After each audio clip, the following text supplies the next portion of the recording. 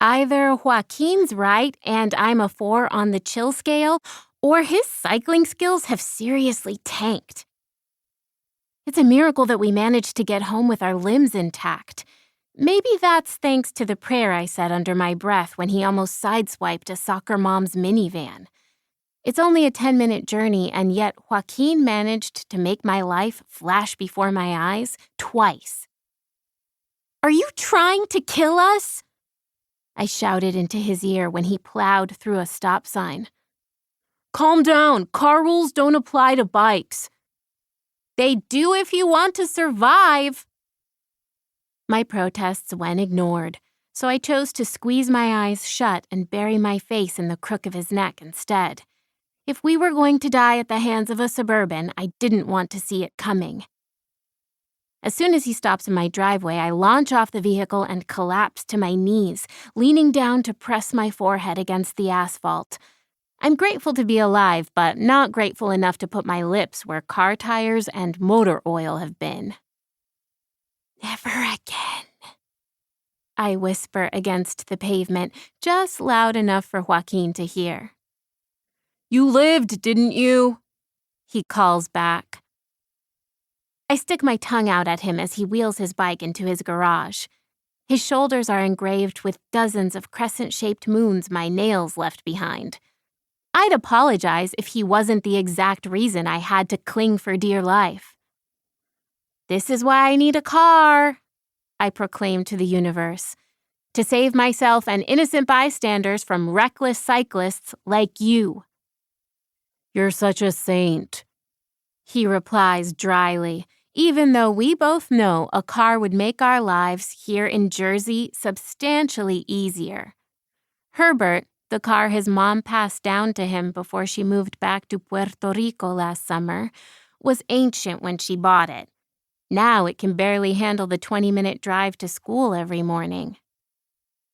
Joaquin nods his head toward his place. "You coming?" Thanks to the fear and adrenaline coursing through my veins during the ride home, I started sweating in places where no one should sweat. "I desperately need a shower. Meet at mine in 10? He gives me a thumbs up before disappearing into his house, and I lug up the driveway to my own. Opening the door, I'm met with a round of ear-splitting barks. My 20-pound terror of a dog, Nurse Oatmeal, comes tearing through the living room, growling and snarling beside me as I step into the entryway to take off my shoes. "Cállate!" Joaquin's grandma, Doña Carmen, bellows from the kitchen, even though there's no point telling her to be quiet. Nurse Oatmeal is the only terrier on this planet that can't smell her humans coming a mile away.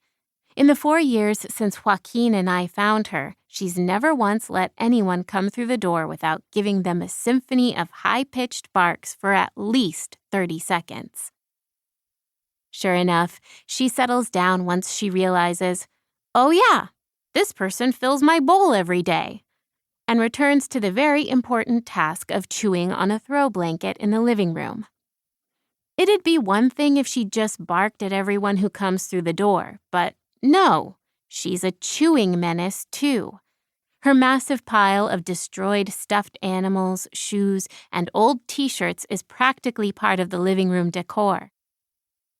"Thank you again for walking her," I say to Doña Carmen after our usual cheek kiss greeting. "Claro, claro," she replies, waving off my thanks. Doña Carmen had jumped at the chance to watch the dog when I'd mentioned it in passing over dinner at their place last week, insisting that we didn't need to pay a sitter when she knew how to tame the beast herself. Both she and Joaquin have been over at our place more often lately, probably since theirs is unusually lonely now that Mrs. Romero is back in Puerto Rico, taking care of her mother, who has rapidly progressing Alzheimer's, and Joaquin's older sister, Isabella, left for her freshman year at American University in D.C. Without the cacophony of Isabella yelling at Joaquin to let her use the TV, or Mrs. Romero singing along to the radio in the kitchen, the house feels deserted.